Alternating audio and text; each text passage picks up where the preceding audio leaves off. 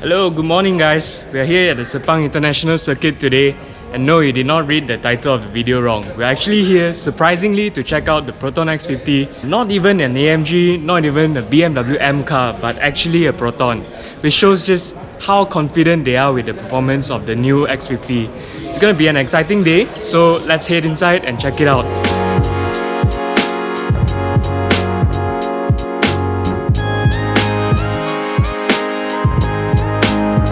Okay, I don't know if you guys can see it clearly through the video, but in addition to bringing along the Honda HR-V for comparison, Proton has even brought along the BMW X1, a proper premium SUV product to compare the X50 against. Look at how confident Proton is with their new X50.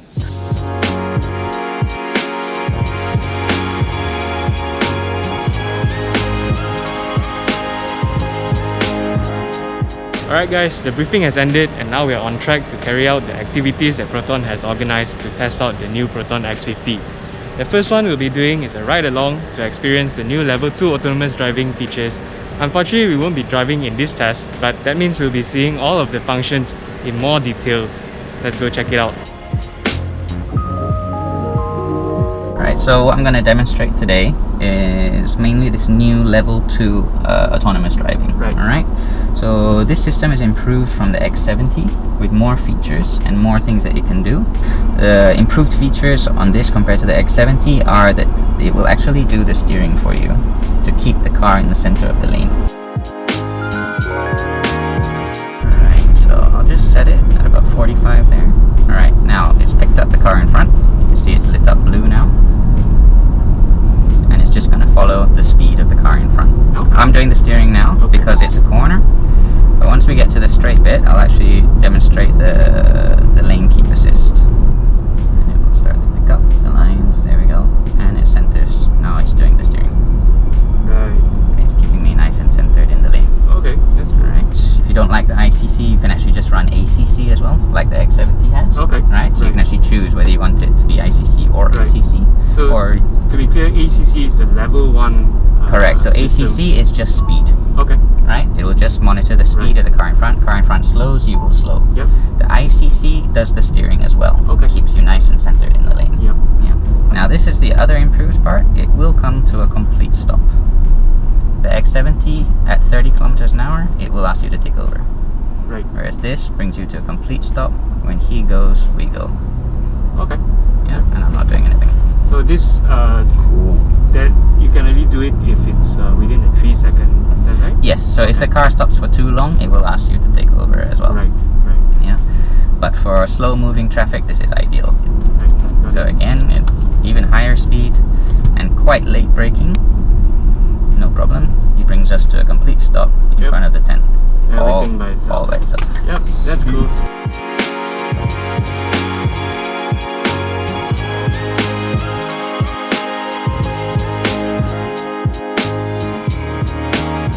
Right, so the driver instructor also explained a bit on how it actually detects if your hand is on the wheel.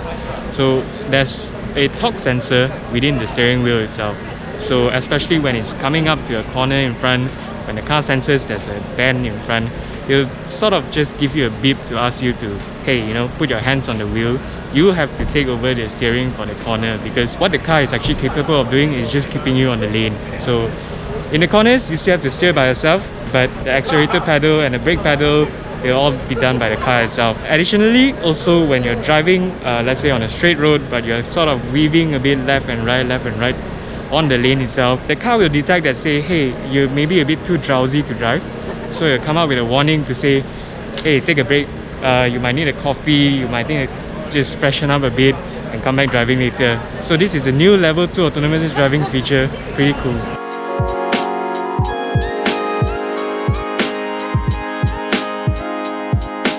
Alright guys, next up is another demonstration of the level 2 autonomous feature, which is the Autonomous Parking Assist, or APA, or APA as Proton calls it.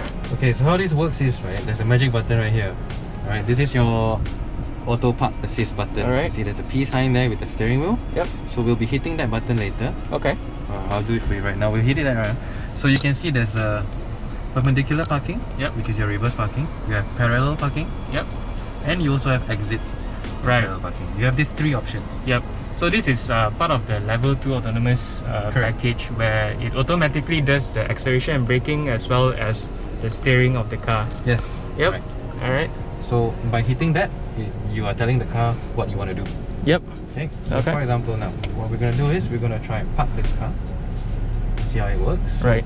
we're gonna hit the P button. If you notice, oh, I'm gonna park somewhere here. Yep. Just gonna hit the P button, so that comes out.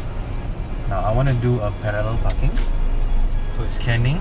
I see a parking. Let's say I want to signal here. Yep. So let's hope it detects. There you go. Okay. I found the parking. Please apply the brakes, Yep. which is what I'm doing right now. Yep. Now it says long press the parking button. Right there. I'm gonna press this button. It asks me to release my brakes. The moment I release my brakes is when the car will take control. Okay. So now everything is done by the car, yeah? Right, steering, it sends around it, moving forward and back, gearbox, everything, it just works on its own. Right. So it even shifts forwards if it needs to do that by And itself, right? if you happen to see a cat for some example, Okay, you okay. can just let go your finger. Alright. It will stop. Once the danger is gone, you just hit the button again. Right. It will continue. Okay. So all of the parking, you have to be holding the button down. Correct. Right. because Understood. It's a driving aid. It assists you. But Okay. at the same time, you also must have some control. Right. at least. Right. Right. You just Right. So your be finger aware. will be your brake Correct. essentially. Correct. So once you let it go, the car will stop Yes. doing whatever it is doing. Right. That's cool. We need to also be aware. So that's why we're always looking around. Yep, and the 360-degree around view camera is over here. Correct. Okay, so now the parking is done. You release the Yep. button, And- it will automatically go to P for you. Right. Okay, that's Good. cool. So Okay. you won't accidentally press the accelerator and move forward or back Right. So right. we'll always go right. P. Right. once it's done. Yep. So that's the extra safety feature that's Correct. built into the system. That's very smart. So the second part is it can automatically come out of the parking by itself. Correct. Is If it? you happen to be in a very tight spot and you want the car to assist you to get out of that parking, Yeah, yeah. you can press the same button again, the parking assist button Okay. right here. So Once now again. I'm gonna exit the parking. Okay. That's it.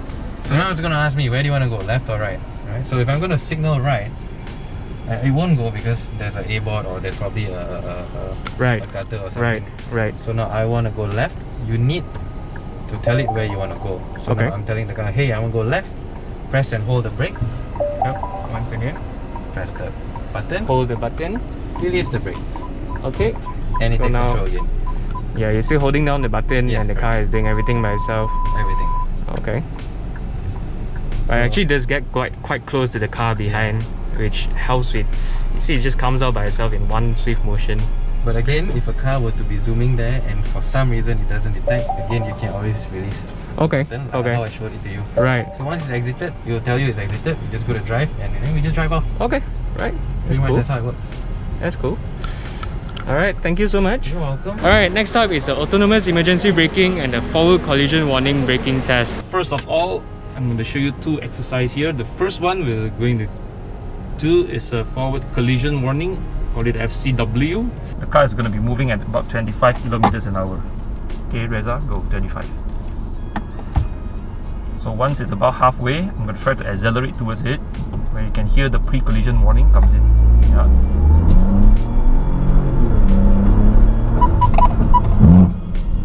Okay, so the momentary boop is the brake jerk.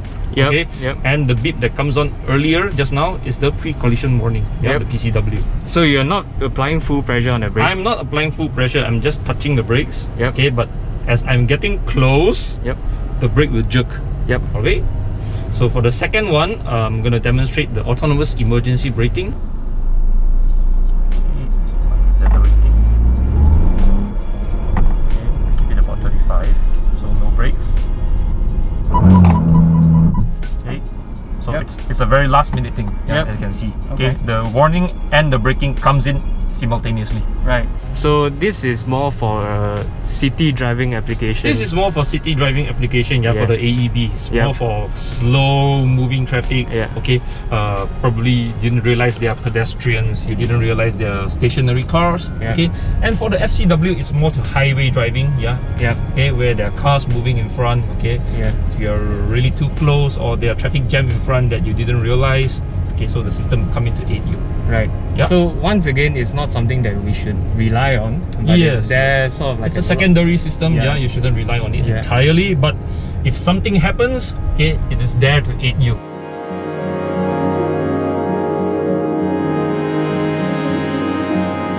So the only variant that we got to sample today is the flagship variant, which carries the 1.5 TGDi engine.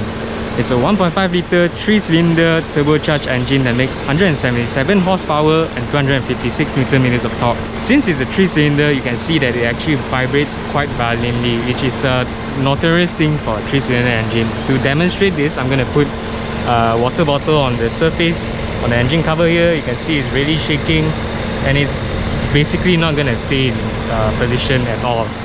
But that's the thing, when it's vibrating, it's only vibrating on the engine itself. When you're seated in the cabin, you really do not feel any vibration at all, and the noise is just at a very minimal level. And that's because the engine actually features more than 10 different parts to specifically counter the vibrations from a 3-cylinder engine, such as a dual weight flywheel, balancing shaft, and a softer engine mount. And all of these are learned from Volvo, which you might recall is also owned by Geely. So Volvo has been used to making odd-numbered cylinder engines such as 5-cylinder for a very long time, and throughout the years they've actually learned all of these special engine hacks, I would say. All of this learning has been passed down from Volvo onto newer engines inside the entire Geely family.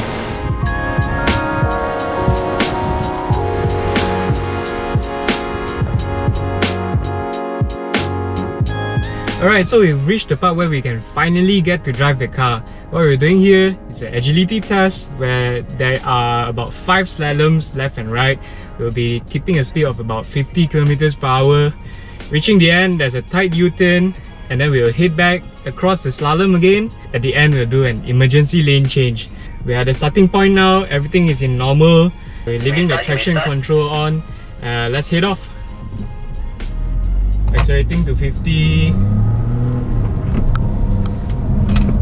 Okay, a bit of body roll, but to be expected in a car like this. We're braking for a tight U-turn,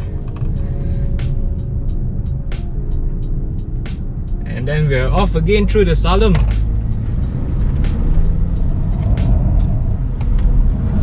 The steering is still quite sharp despite the body roll. Stop. Alright, that was more aggressive lane change, but it's manageable. It's very easily to manage. The traction control kicked in. You can hear the ABS brakes sort of stopping the tires from locking up. While we're driving through the slalom at about 50 km per hour, you do feel a bit of body roll, but honestly that is to be expected in a compact SUV like this. It is still quite a tall car, so the center of gravity is still a bit higher. But despite the body roll, the steering is actually quite responsive. It responds to your direction changes quickly. It feels sharp. Honestly, the front end feels quite sharp, and especially when we accelerated to the last part where we did the emergency lane change, I was going a bit faster than recommended by the driving instructor here. But still, the car, it just turned.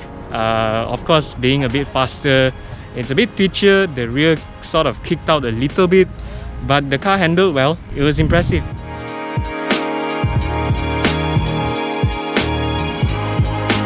So remember when we saw the BMW X1 just now? This is what we're doing with it. We're drag racing the Proton X50 against the BMW X1 S-Drive 18i and the very popular Honda HR-V on the right. So the reason for choosing the HR-V is obvious. It's the best seller in the segment, but power-wise, it's powered by a 1.8 litre inline-4 engine. Naturally aspirated, it makes about 140 horsepower and 172 Nm of torque. While on the left here, the BMW X1 S-Drive 18i. Yes, while it's a bit of an odd choice, Proton said that that's because BMW is always seen as the premium benchmark. And then of course, because it also has a very similar engine to the X50, which is a 1.5 litre turbocharged 3-cylinder engine. But power-wise, it's actually down though. It has 140 horsepower and 220 Nm of torque. Who will be the winner in this test? Well, we'll see. Alright, so first up we are in the Honda HR-V. Instead of a traditional drag race, we're actually looking at the 0 to 100 time. So Let's see who wins here, right? Pick up a bit slow, that's because of the CVT gearbox. We are reaching 100 about now. Alright, so we finished our run in 11.88 seconds. So that's 11.88 seconds to reach 100 from a standstill. Let's see what the other two can do, yeah. Alright, next up we have is the highlight of the day, the Proton X50. So again, it's not a traditional drag race. We're just looking at the 0 to 100 times and see what we can do here. Alright, tekan off. All the way. Okay. Until I let you know when to slow down. Alright. 90, 100. Let go, slow down slowly. Alright, we are quite far ahead the other two competitors. So our 0 to 100 times, if you can remember the HRV, we did in 11.88 seconds. On the Proton X50, 10.22 seconds. That's more than 1.5 seconds faster. Quite some impressive stuff here. Alright, last but not least, we have the BMW X1 S-Drive 18i. Well, we've already seen how the drag race panned out, but once again, we're looking at 0 to 100 times, so we'll see what we can get on this X1. Get out! No! The X50 is pulling away. Alright, that's 100. Alright, timing wise, the X1 did it in 11.1 seconds to 100 kilometers per hour. So in terms of position, of course we have the Proton X50 first with a 10.2. Then second is the BMW X1 with a 11.1, and last but not least, the Honda HRV with a 11.88.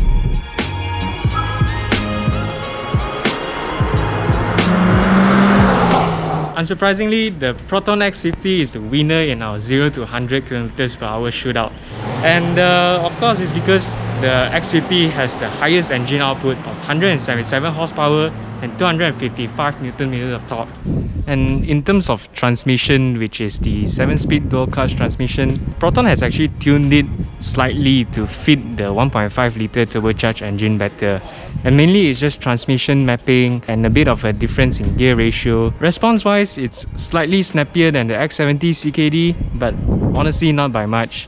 And if you drive it back to back with the X1 beside it, you'll see that the X1 is still miles ahead in terms of transmission snappiness. But after all, it's still the fastest car here and there's nothing to complain about.